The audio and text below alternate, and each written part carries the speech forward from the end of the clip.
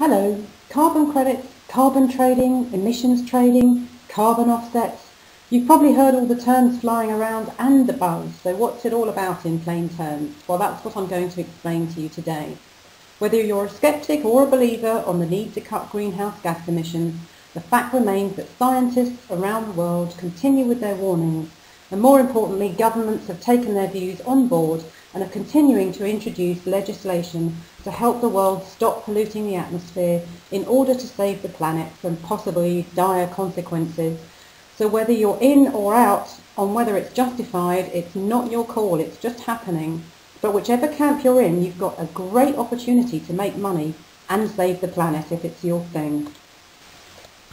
We've all heard of global warming. The Earth's temperature has increased, sea levels have risen, ice caps have melted, and extreme weather conditions have been recorded for the past few decades.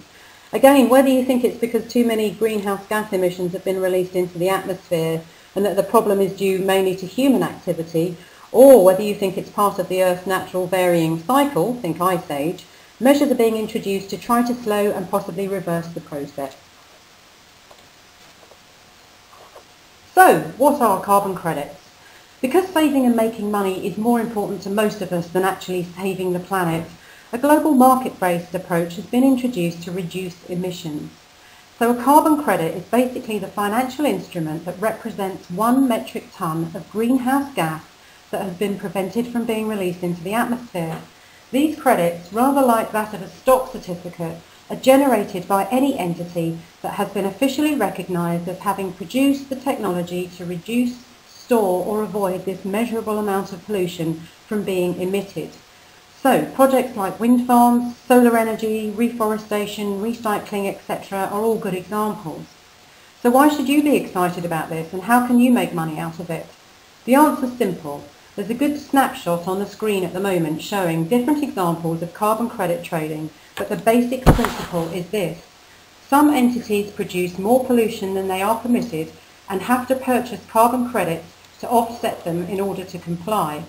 Others produce less and can trade the credits from the emissions that they have stopped producing to any entity that needs to purchase credits to comply.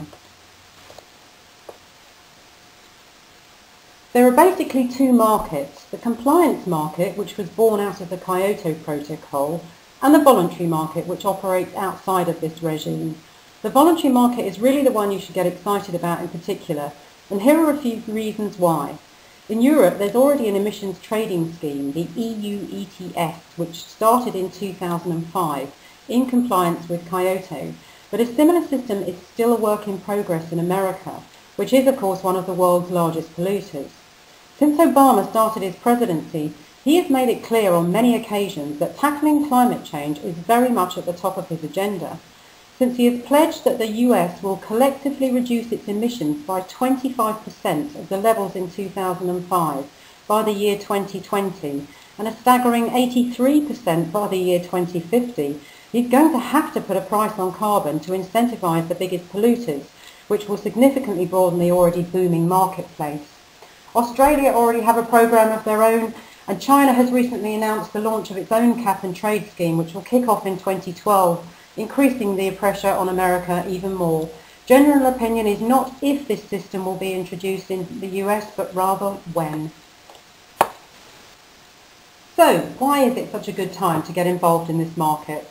In addition to what I've previously pointed out about America, the Kyoto Protocol failed to be extended beyond 2012 at last year's Copenhagen meeting.